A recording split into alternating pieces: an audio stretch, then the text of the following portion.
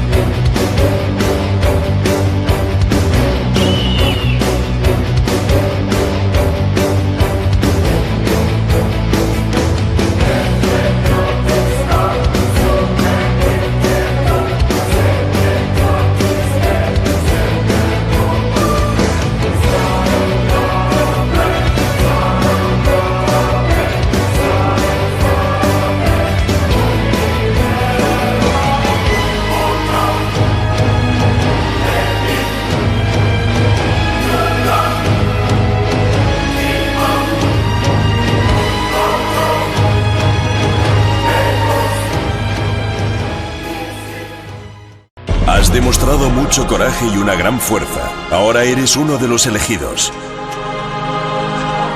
En el futuro llegarán muchos otros con el empeño de querer vivir esta experiencia legendaria. Pero cuidado, solo el que esté a la altura podrá cruzar la puerta milenaria de Shambhala.